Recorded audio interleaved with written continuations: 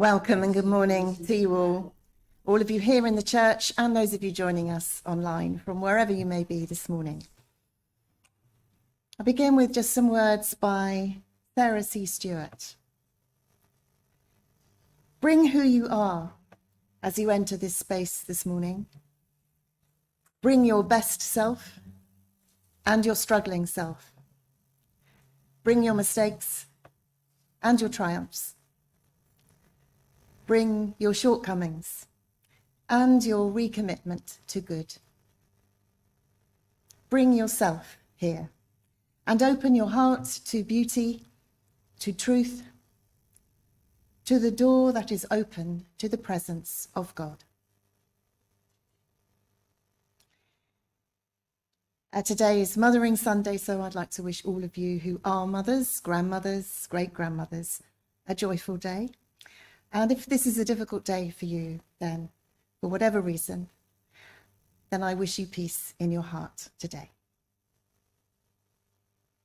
But let's begin our service, as we always do, by lighting our chalice flame as a symbol of our free religious faith. And as always, I invite those of you watching in from wherever you may be to light a candle if you happen to have one with you.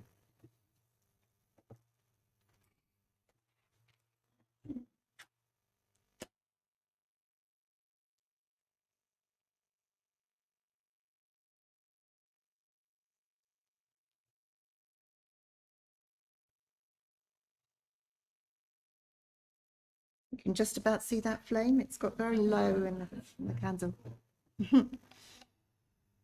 So this morning I'm continuing our theme of vulnerability. But as it's also tomorrow, I believe, is the spring equinox. A little earlier in the month than sometimes. Sometimes it falls on the 21st or the 22nd, but this month it's on the 20th. So this is a kind of time of balance. We can think of it that way, when the day length and the night length are more or less the same. And it's the midpoint between the winter solstice and the summer solstice. So we are at that point, I would say, when balance might have some resonance with us. So I'm going to consider how we might find balance in our lives between having healthy boundaries that keep us safe and unhelpful barriers that might limit our flourishing. And I'm going to begin with a prayer which I always think is one of vulnerability, which is Thomas Merton's prayer, which I've shared many times before, but I do come back to it because I find it speaks to me. I don't know, as I've said probably before, I don't know how reassuring it is for you that the words start with, I have no idea where I'm going, because you might hope that I had some idea. I do have some idea where I'm going with the service, so let me reassure you that. But it's a prayer of not knowing, it's a prayer of humility. And to me, therefore, it's a prayer of faith. My Lord God, I have no idea where I'm going. I do not see the road ahead of me. I cannot know for certain where it will end. Nor do I really know myself. And the fact that I think I'm following your will does not mean that I am actually doing so. But I believe that the desire to please you does, in fact, please you. And I hope that I have that desire in all that I'm doing. I hope that I will never do anything apart from that desire. And I know that if I do this, you will lead me by the right road, though I may know nothing about it. Therefore will I trust you always, though I may seem to be lost and in the shadow of death.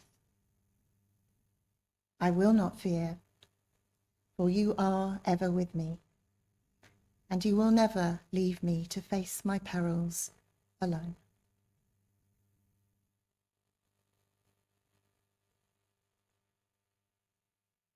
Let's just take a moment to pause and just bring into our hearts and our minds anyone at this time who we know may be in pain, in grief, in suffering of any sort, and just hold them in the light.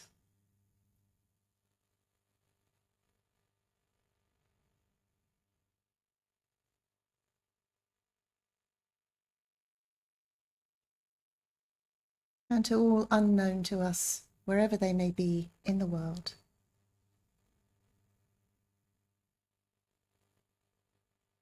we wish all beings well.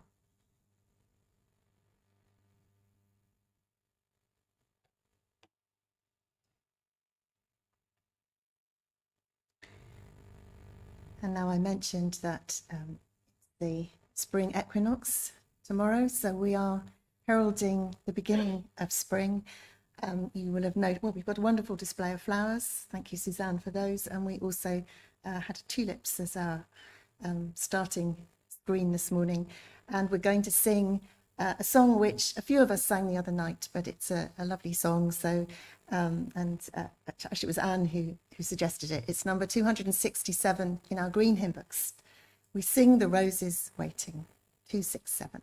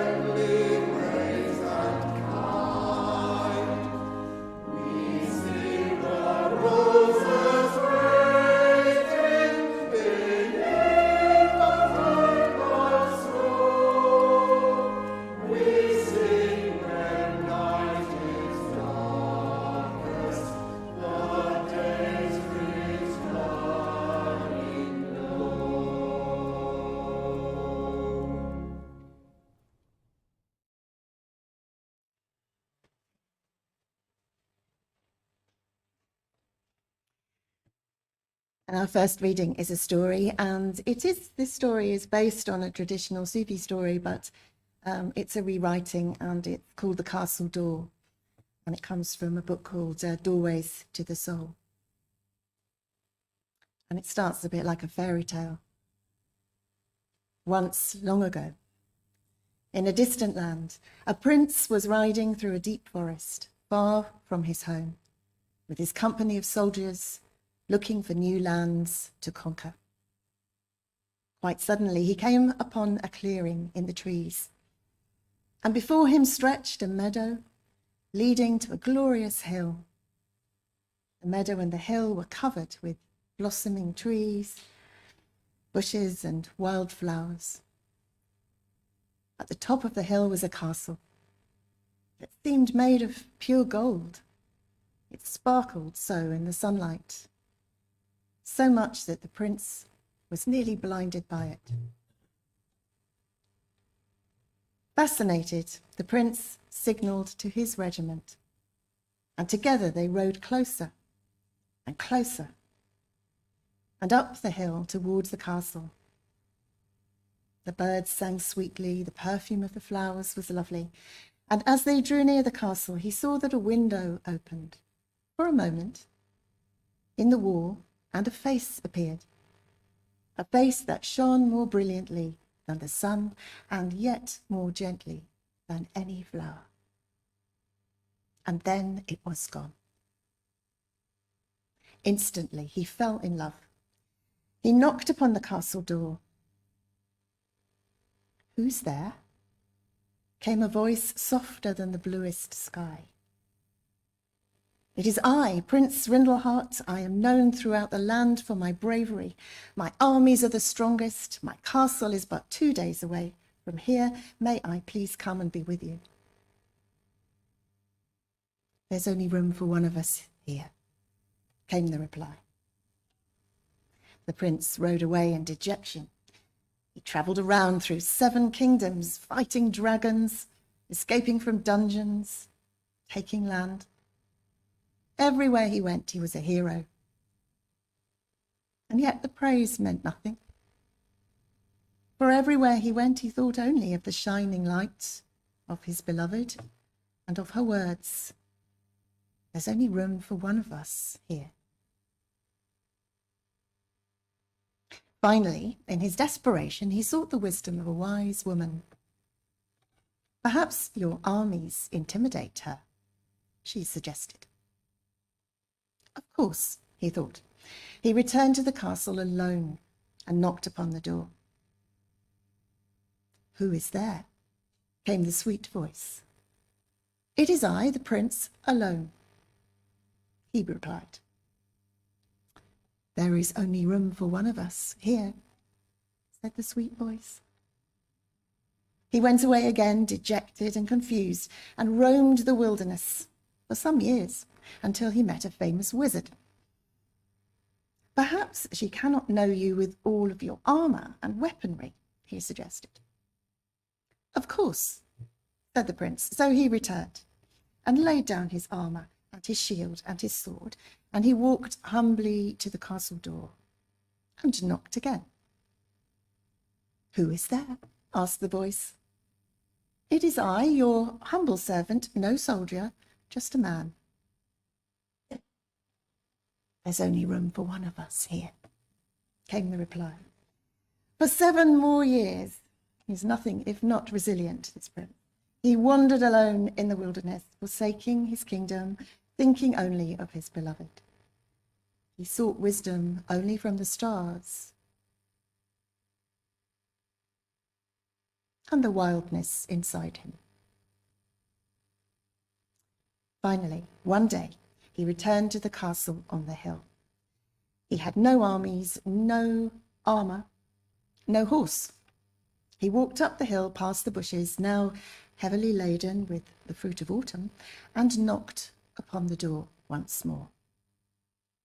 "Who is there?" came the sweet voice.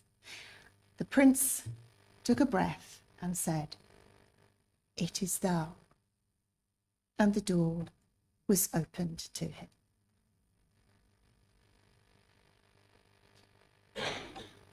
As always, we'll come back to the story later. But first, we will hear a short poem, which Viv will read for us. It's called "The Place Where We Are Right," and it is by Yehuda Amichai. It's translated from the Hebrew by Stephen Mitchell. The Place Where We Are Right.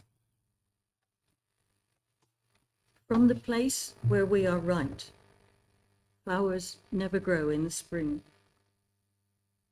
The place where we are right is hard and trampled like a yard. But doubts and loves dig up the world like a mole, a plough. And a whisper will be heard in the place where the ruined house once stood.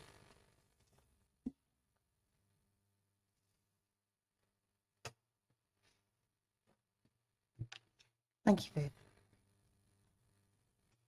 Let's sing our second hymn, which is number 11 in our purple books. And this is "Blessed Spirit of My Life," number 11.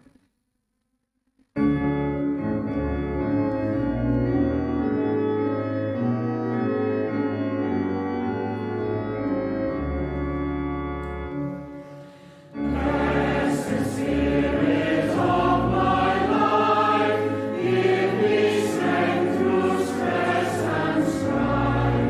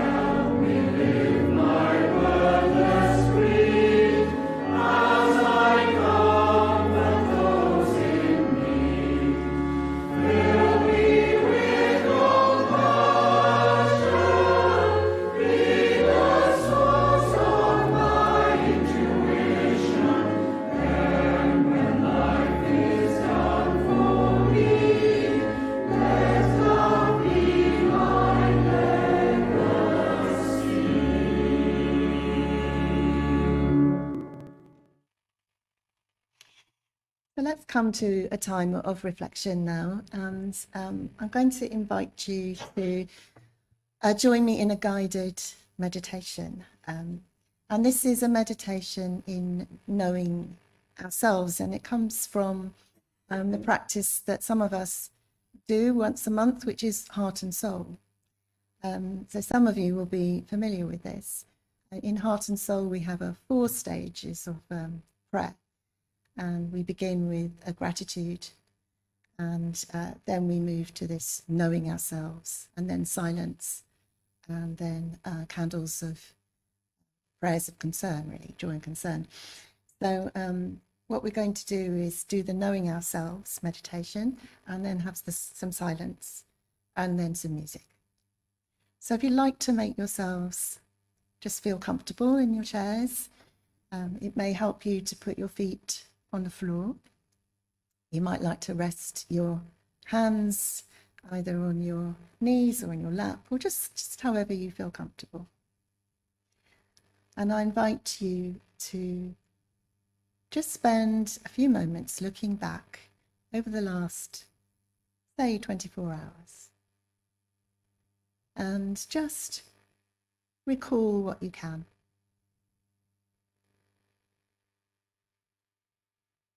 Including up to how you got here today, your morning today.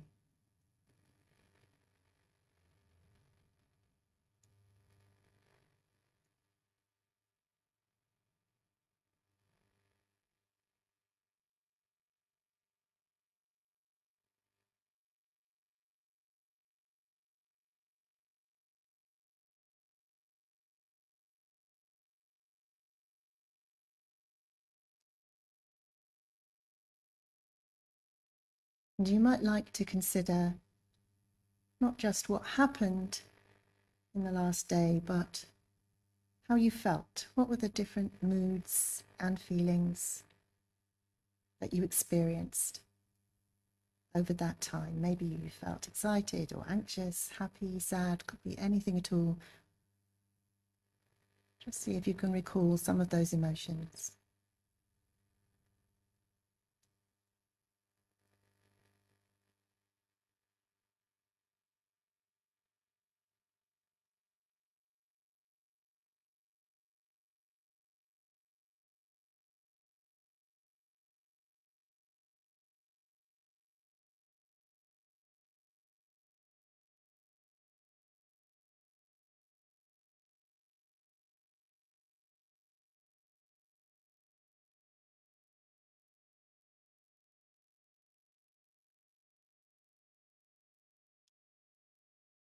And then focus your attention on something that made you feel good, something that made you feel happy or pleased. And just recall how that felt.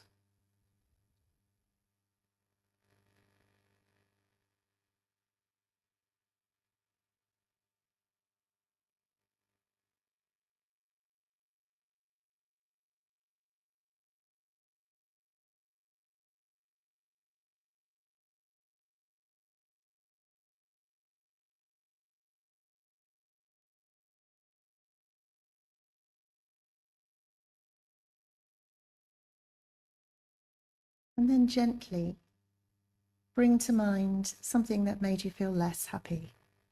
Maybe it was a disappointment, maybe it was a regret, maybe it was just a sadness, whatever it was, just focus gently on that and just remember how that felt.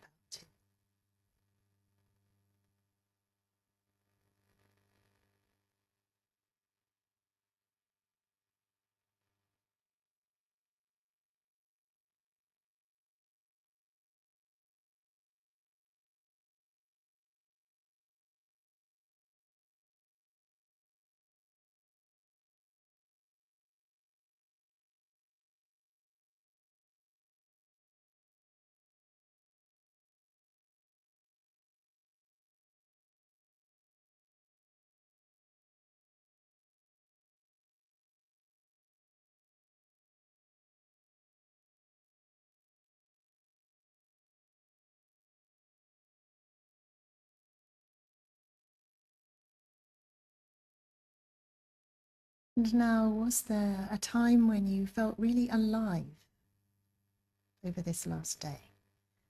So you really felt a sense of connection or belonging? And just see if you can recall a time when you felt really present and alive.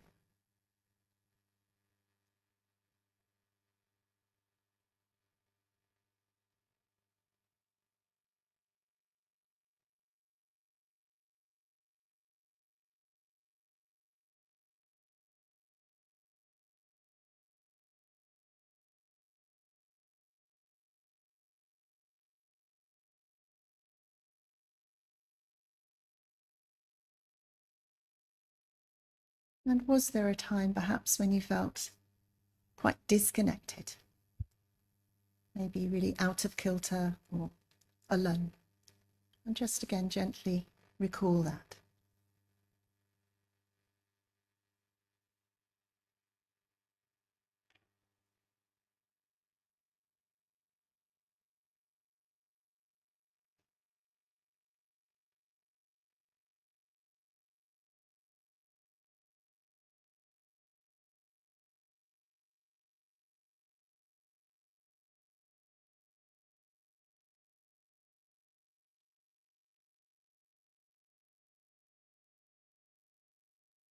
And now when you feel ready, just bring yourself into this present moment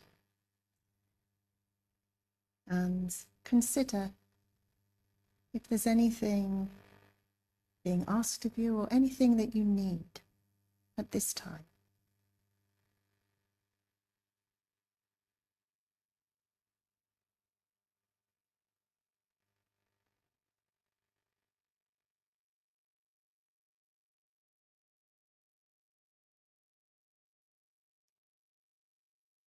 And you may like to just offer a silent prayer for yourself, for anything that you do need, whether it's guidance or compassion, forgiveness, courage, whatever it may be at this time.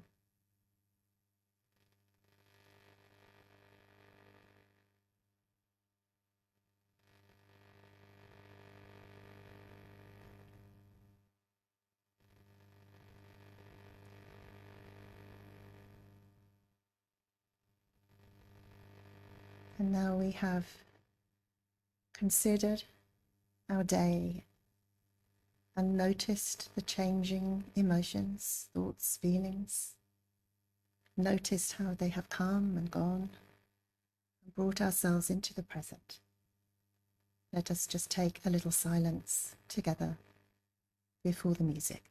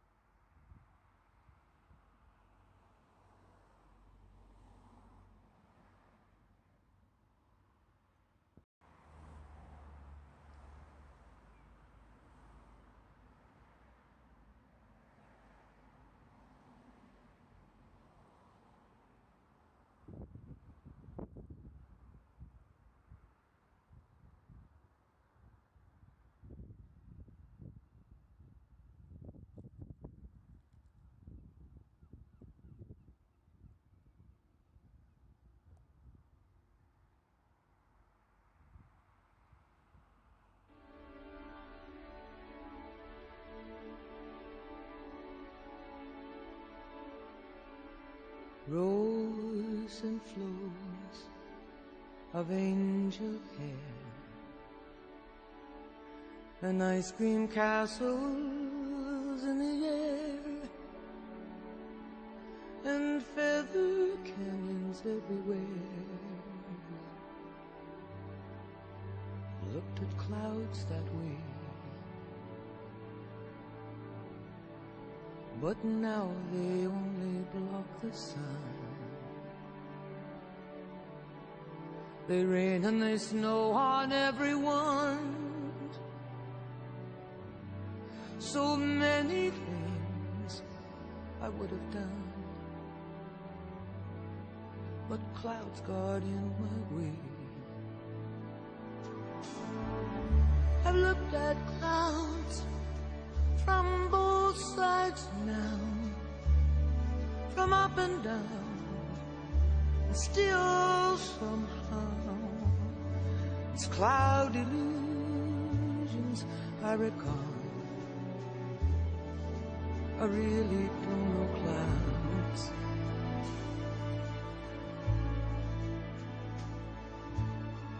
At all.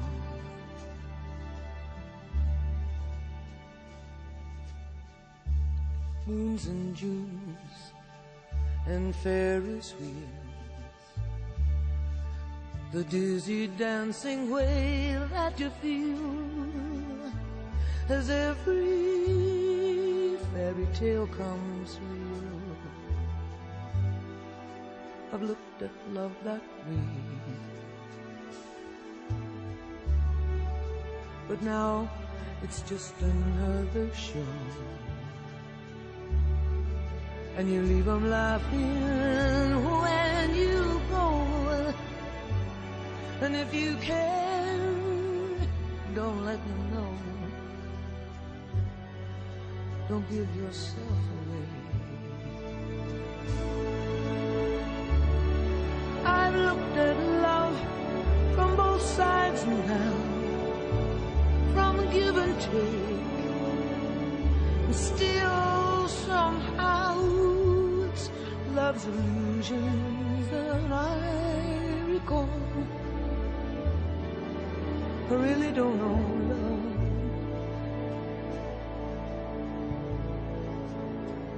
Really don't know love at all.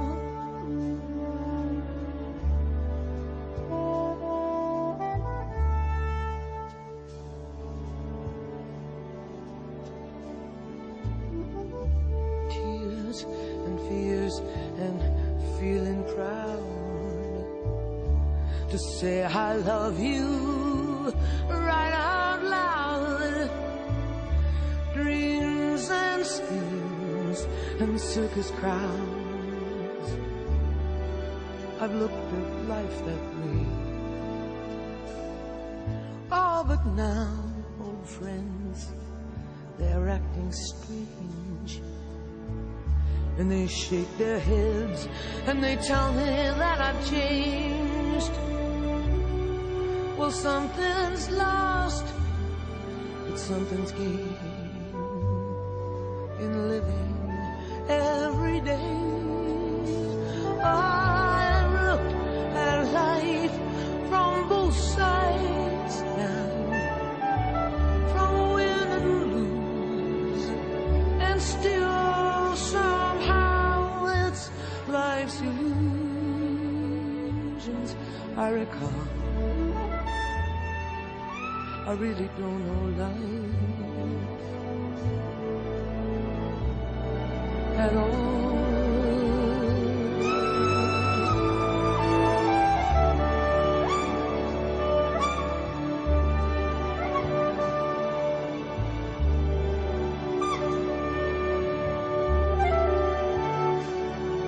It's life's illusions that I recall. I really don't know life. I really don't know life at all.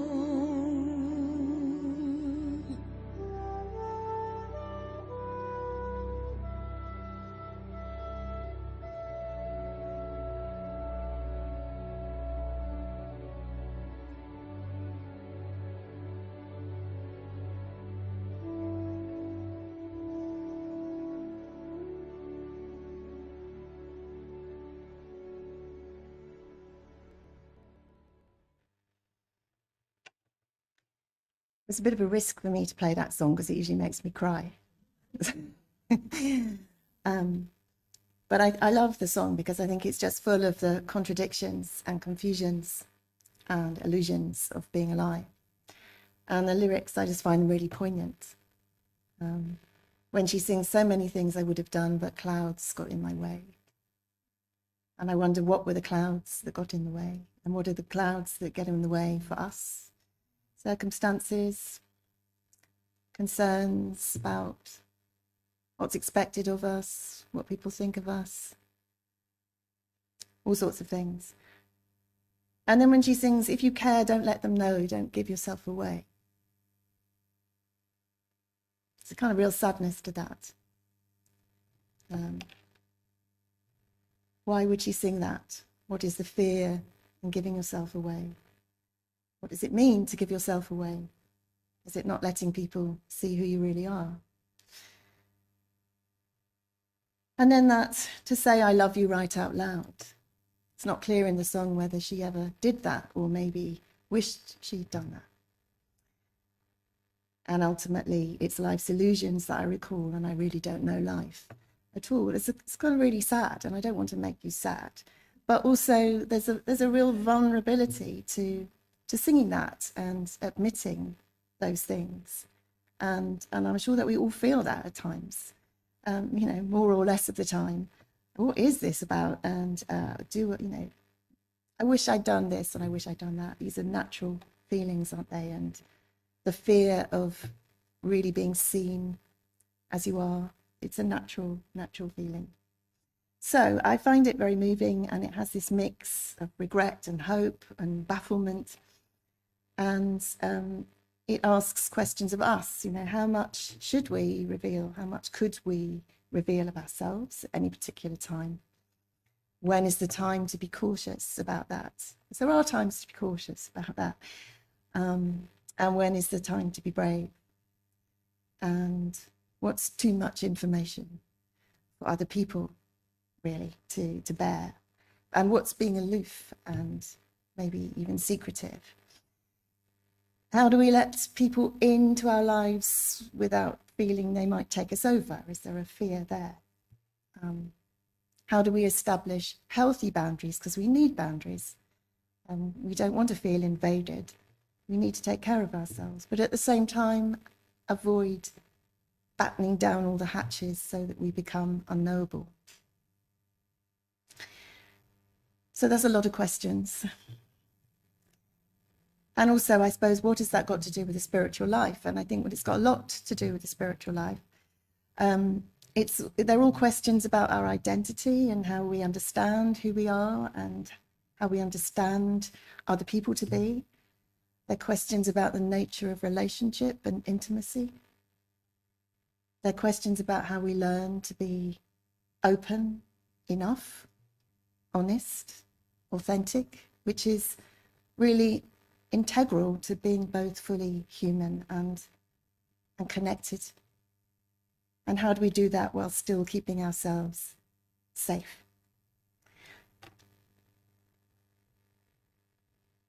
So I don't know that I have answers to that, but there's a lot of questions there.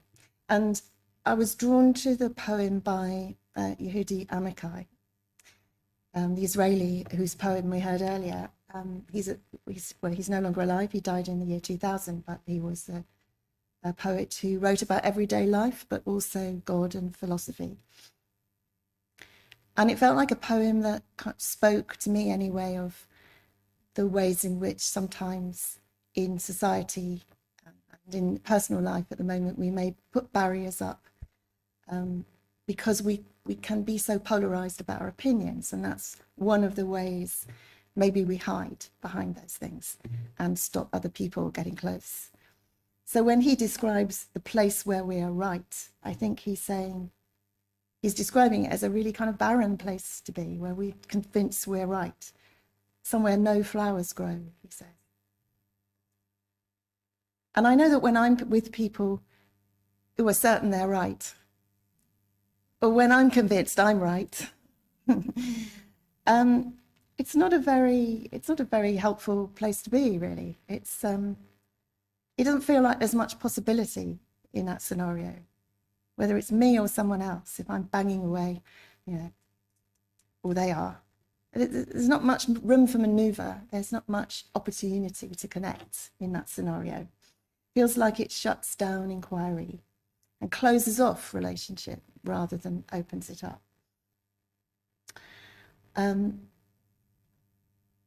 So when we know we're right, and we all know we're right, don't we? We kind of put ourselves on an imaginary pedestal. But it's not very comfortable actually being on a pedestal. I think you've got to defend it. You know, you've got to defend yourself on that pedestal, and then you get a bit brittle and a bit angry maybe. So it's not a very comfortable place to be.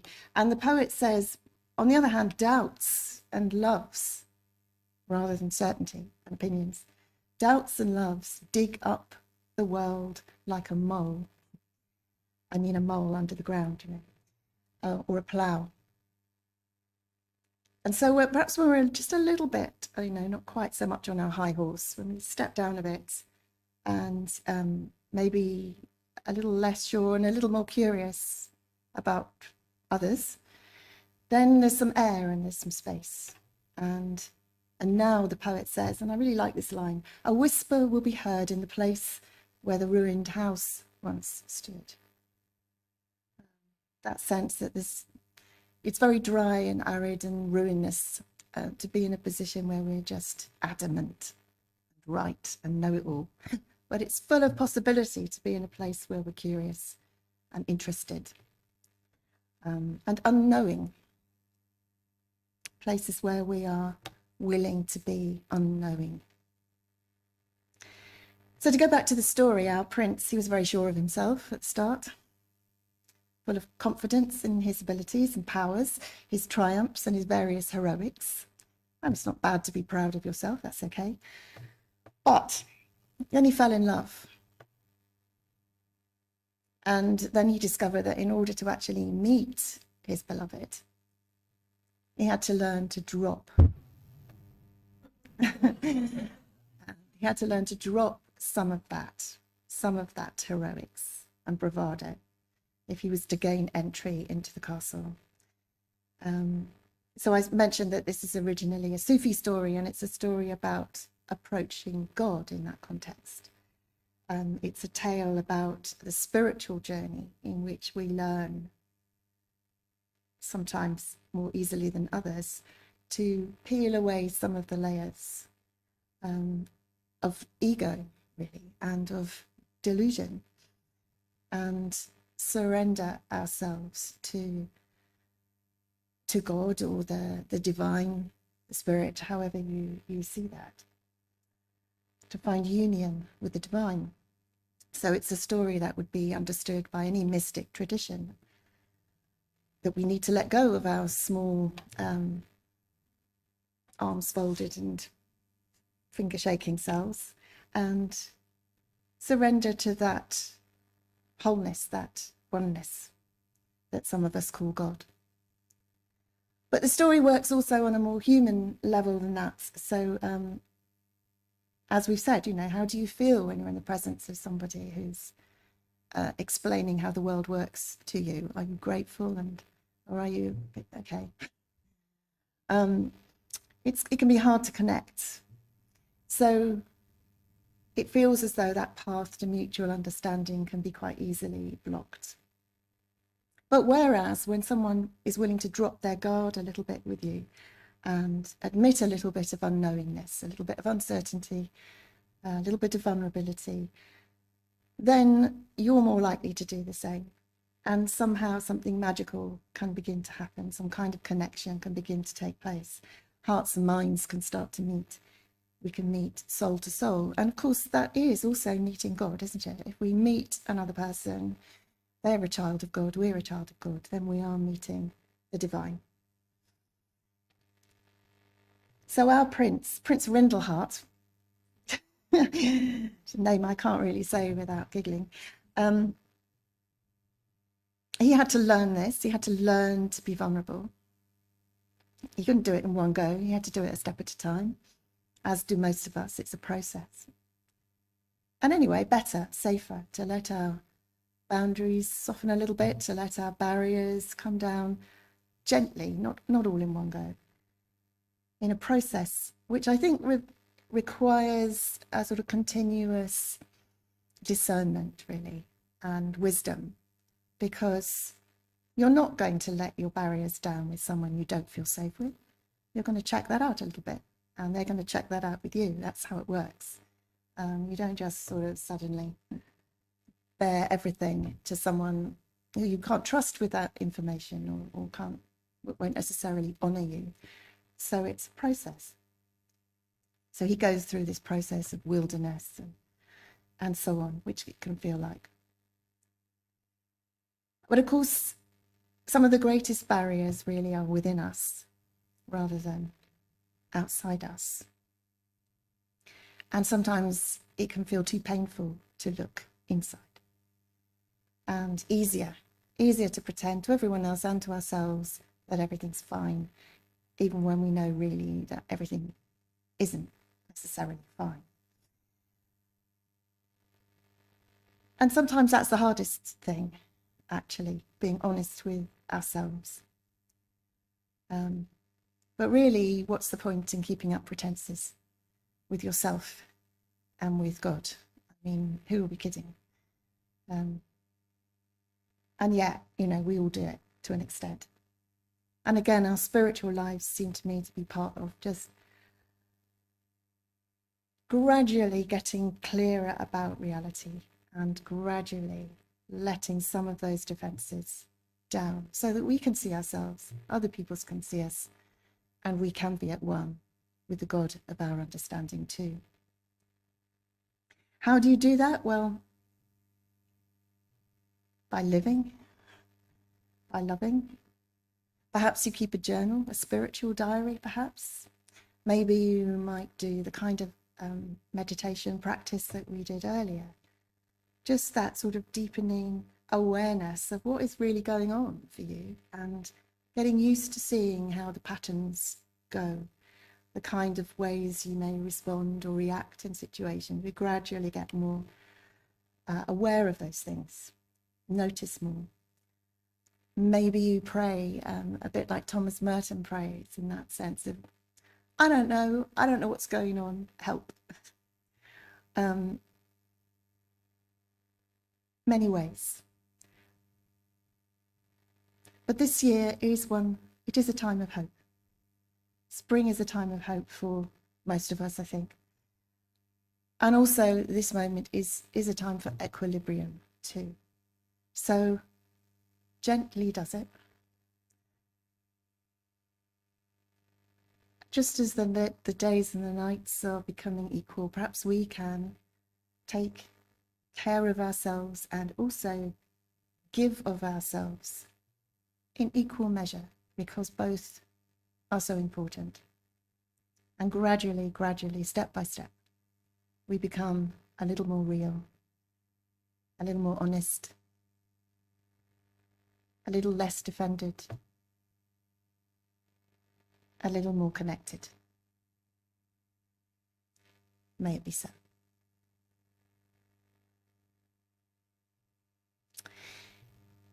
Okay, it's time to celebrate spring again with our last hymn, which is number 59 I'm sorry, I'm skipping around between green books and purple books, for those of you who like the books. But this is from the purple book, 59, Ground, It's Time for Your Rebirth. And I think for us too, time for our rebirth. So let's sing hymn number 59. Hallelujah.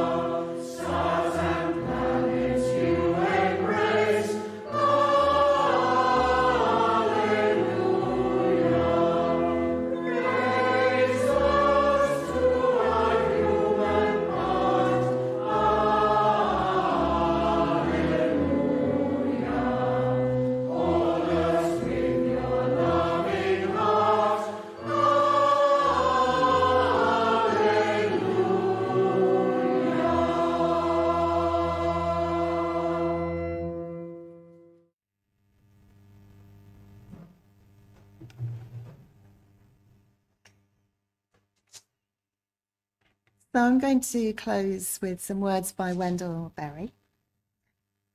It may be that when we no longer know what to do, we have come to our real work.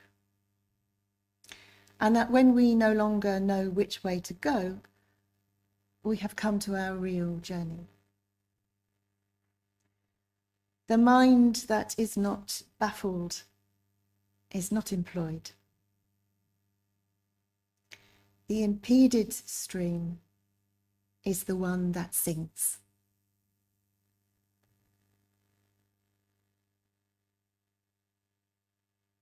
I hope you enjoy your week.